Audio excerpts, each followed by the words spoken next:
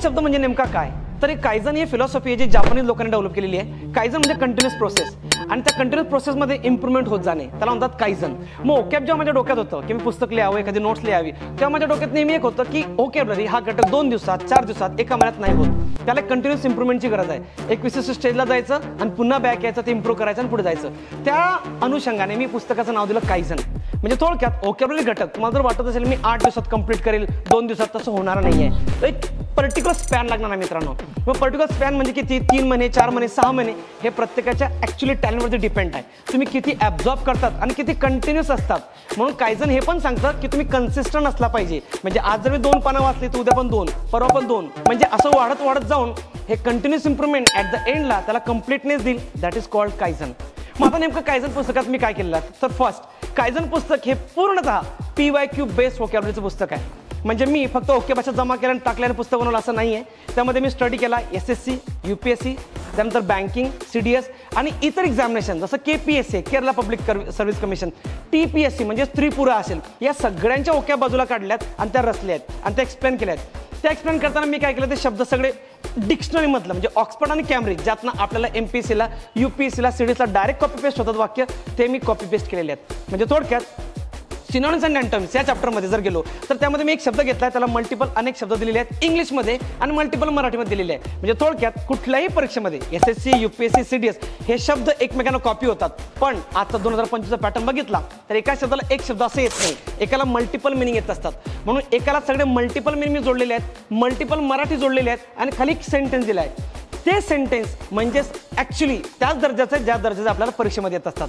म्हणजे ते सेंटेन्स मी स्वतः टाईप केले नसून ते मी विशिष्ट डिक्शनरीतलं, विशिष्ट सोर्समधनं किंवा विशिष्ट क्वेश्चन पेपरमधनं कॉपी केला आणि ते टाकलेलं आहे. थोडक्यात एका शब्दाला एक मिनिंग ही ट्रॅडिशनल पद्धत मी न करता मी एक्झॅक्टली काय रिक्वायर्ड आहे 2025ला, मग CDSचे वाक्य कसे असतात, UPSCचे कसे, बँकिंगचे कसे आणि MPSCचे कसे, ते सगळे कंपाईल करून मी ते बनवलं आहे. यामध्ये मी 20 चॅप्टर्स घेतले आहेत. आता 20 चॅप्टर्स कसे आहेत? त्यामध्ये सिनॉनिम्स आहे, अँटोनिम्स आहे, होमोफोन्स आहे, होमोनिम्स आहे, हेट्रोनिम्स आहे, हायपरनिम्स आहे, फॉरेन वर्ड्स आहे. हे सगळे 20 चॅप्टर्स कुठून आणले मी? ते ह्या 20 चॅप्टर्सवरती मला विविध प्रकारच्या ज्या स्पर्धा परीक्षा आहेत त्यात सगळे ते प्रश्न सापडले आहेत. मग एखादा शब्द मला फॉरेन वर्डचा सापडला, ते चॅप्टर मी बनवलं. एखादा मला UK-US इंग्लिशचा प्रश्न सापडला, तो मी चॅप्टर बनवलं. असे 20 चॅप्टर मी बनवले आहेत. या 20 चॅप्टरमध्ये सर्वात इंटरेस्टिंग एक गोष्ट आहे की ते फक्त मी तेच शब्द घेतले आहेत जे स्पर्धा परीक्षेला येतात.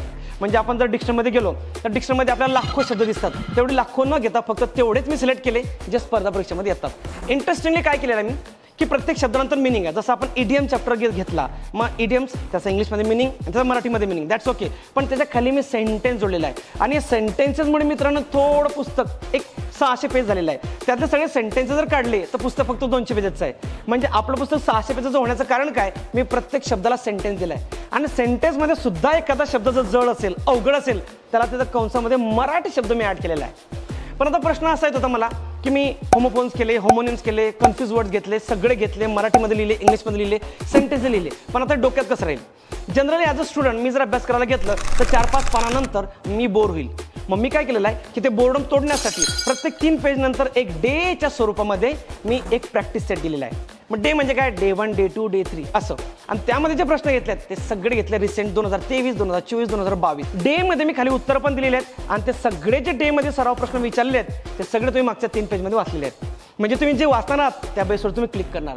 म्हणजे तुम्हाला स्वतःची प्रोग्रेस म्हणजे कायझन पद्धत तुम्हाला फॉलो करायची आहे. तुम्ही वाचलं, मला प्रश्नाची उत्तर येत आहेत. यात इम्पॉर्टंट म्हणजे की हे UPSCसाठी पुस्तक आहे का, SSCसाठी का, बँकिंगसाठी का, CDSसाठी आहे. मी शब्द वापरलेला ॲडव्हान्स्ड, म्हणजे थोडक्यात सगळ्या परीक्षांमध्ये, म्हणजे थोडक्यात अगदी ग्रुप C पासून तर क्लास 1 पर्यंत जेवढे एक्झाम होतात भारतामध्ये त्या सगळ्यांसाठी हे पुस्तक मी रिकमेंड करतोय. जर तुम्ही डिस्क्रिप्टिव्ह पॅटर्नसाठी तयारी करता, म्हणजे सपोज राज्य स्वाद डिस्क्रिप्टिव्ह 2025 आणि UPSC, तर तुम्हाला माहिती आहे की इंग्लिश किती रेखाटलं पाहिजे, किती सुंदर तुमचं इंग्लिश एक्सप्रेशन असले पाहिजेत, त्यासाठी सुद्धा हे पुस्तक उपलब्ध आहे. म्हणजे तुम्ही जर एखादी व्होकॅब्युलरी वाचली आणि त्याचं जर वाक्य बनवले तर कदाचित तुमचं इंग्लिशचा रिचनेस वाढणार आहे. पुस्तकामध्ये एक गोष्ट मी मुद्दाम केली आहे ती म्हणजे काय? प्रत्येक चॅप्टरच्या सुरुवातीला ते चॅप्टर काय आहे ते डिफाईन केलं आहे. म्हणजे जसं फॉरेन वर्ड्स आहेत, मग फॉरेन वर्ड्स म्हणजे काय, ते कसे येतात परीक्षेमध्ये, त्यांचा वापर कसा होतो, ते प्रत्येक पेजवर दिलेला आहे. थोडक्यात पुस्तकचा दर्जा स्टँडर्ड आहे, पुस्तक ॲडव्हान्स आहे. जे 2025ला स्पर्धा परीक्षेची तयारी करतायत त्यांच्यासाठी बेस्ट आहे. तर नेमकं हे पुस्तक कोणी वाचावं? मी असं ज्याला इंग्लिश येत नाही त्याने वाचावं, ज्याला इंग्लिशमध्ये हायेस्ट स्कोर करायचा आहे व्होकॅब्युलरीमध्ये त्याने वाचावं, ज्याला इंग्लिश इम्प्रूव्ह करायचे, ज्याला समजून घ्यायचं आहे की एक्झॅक्टली PYQ काय असतात. विशेषतः मी असं म्हणेल की मी शब्द नेहमी वापरला लिहिताना की धडपडणाऱ्या तरुणांसाठी, म्हणजे जे स्मार्ट बनायचं, ज्यांना 2025ला स्पर्धेत टिकून राहायचं आहे त्यांच्यासाठी हे पुस्तक आहे. तर मित्रांनो, या कायझन पुस्तकाच्या बेसवरतीच इंग्लिश व्होकॅब्युलरीची बॅच मी शूट करायला सुरुवात केलेली आहे. त्याचे ऑलरेडी लेक्चर मी काही शूट केलेले आहेत. तर हे पुस्तक मी डिटेलमध्ये एक्सप्लेन करणार आहे. विशेषतः जास्त मॅक्झिमम म्हणजे डेज म्हणजेच PYQ आलेले रिसेंट त्यासाठी मी एक्सप्लेन करतोय मराठीमध्ये पिक्टोरियल फॉर्मॅटमध्ये. तर ती बॅच आपल्या ॲपवरती उपलब्ध आहे.